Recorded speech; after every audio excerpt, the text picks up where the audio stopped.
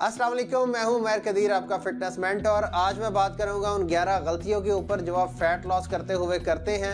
यानी कि अगर आप अपना वज़न कम कर रहे हैं और वो कम नहीं हो रहा तो उसके पीछे ये 11 गलतियों में से कोई ना कोई एक गलती ज़रूर इन्वॉल्व होती है।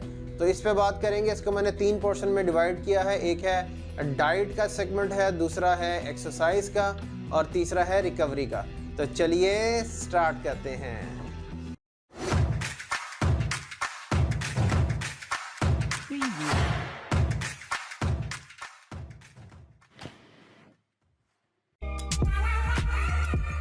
सबसे पहला पार्ट है जी डाइट का पार्ट। इसमें ये है कि सबसे पहली गलती आप ये कर रहे होते हैं कि आप हेल्दी तो खा रहे होते हैं लेकिन आप कैलोरी डेफिसिट में नहीं होते।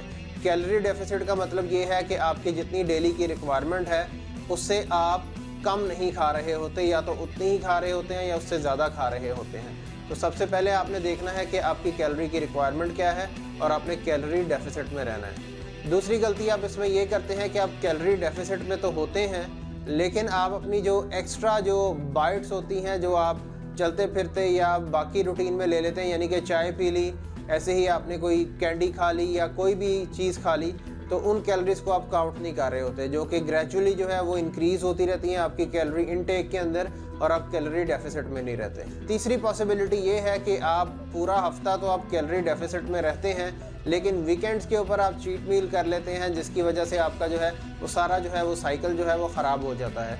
अगर आप 3500 कैलोरीज 3500 कैलोरीज डेफिसिट में होते हैं तो आपका 1 पाउंड वज़न कम होता है। अगर तो आपने पूरा हफ्ता अच्छे तरीके से अपनी डाइट को मेंटेन रखा, आप कैलोरी डेफिसिट में रहे, लेकिन आपने वीकेंड्स पे चीट मील कर लिया, एक्सेसिव खा लिया, तो ये भी एक रीज़न होती है कि आप वज़न कम नहीं कर पाते। चौथा पॉइंट इसमें यह है कि आपने जो कैलोरी डेफिसिट की एक प्रेडिक्शन की होती है कि आपके ख्याल में आप इतना कैलोरी डेफिसिट में रहेंगे तो आप वज़न कम कर लेंगे, उसमें कोई वेरिएशन आ जाती है। तो आपने क्या करना है, अपना एक्चुअल जो BMR है, बेसिक मेटाबॉलिक रेट जो है, यानी कि डेली की कैलोरी की कितनी आपकी रिक्वायरमेंट्स है वो फाइंड करनी है और उसके अकॉर्डिंगली आपने अपना कैलोरी डेफिसिट को आपने डिफ़ाइन करके उसके अकॉर्डिंगली आपने अपनी डाइट को डिज़ाइन करना है। इससे अगला पार्ट है जी ट्रेनिंग का, एक्सरसाइज का। इसमें सबसे पहली गलती आप ये कर रहे होते हैं कि आप अपने वर्कआउट्स में आप कंसिस्टेंट नहीं होते हैं, यानी कि आप मुस्तकिल मिजाजी से आप एक्सरसाइज नहीं कर रहे होते हैं। तो आपने कोशिश करनी है कि कंसिस्टेंसी के साथ आपने अपना वर्कआउट करना है। इसके साथ साथ जो अगला पॉइंट है वो बहुत से लोग ये गलती कर रहे होते हैं कि अपना वर्कआउट जो है वो करेक्टली नहीं कर रहे होते, उसमें कोई ना कोई कहीं ना कहीं वो गलती कर रहे होते हैं। तो आपने कोशिश करनी है कि अपने वर्कआउट को प्रॉपरली समझ के उसके अकॉर्डिंगली आपने करेक्टली जो है अच्छे तरीके से आपने उसको जो है वो परफॉर्म करना है ताकि आपको मैक्सिमम रिजल्ट मिल सकें। वर्कआउट प्लान में एक तीसरी गलती जो मेजर गलती हो रही होती है वो ये होती है कि आपका जो वर्कआउट का जो फॉर्मेट है वो प्रॉपर प्लान आपके पास नहीं होता। तो आपने एक अच्छे तरीके से किसी अच्छे सर्टिफाइड कोच से आपने अपना जो वर्कआउट प्लान है वो बनवा लेना और उसको प्रॉपरली आपने फॉलो करना है ताकि आप अपना फैट लॉस ईजिली कर सकें। तीसरा जो सेगमेंट है वो है आपकी सेल्फ रिकवरी का, कि आपकी रिकवरी हो रही है या नहीं हो रही। इसमें सबसे पहला जो पॉइंट है वो आपने समझना है, बहुत ही ज़रूरी है कि आपकी नींद जो है वो स्लीपिंग पैटर्न ठीक नहीं होते, आपकी नींद पूरी नहीं हो रही होती।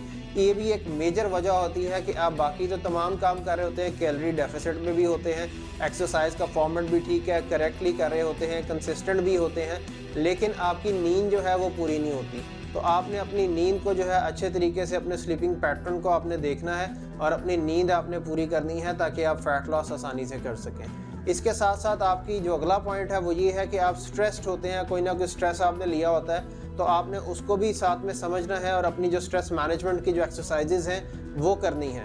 एक जो सबसे मेजर गलती है जो अक्सर जिम्स में अक्सर लोग कर रहे होते हैं कि बहुत लंबे टाइम के लिए बहुत लेंथी वर्कआउट कर रहे होते हैं।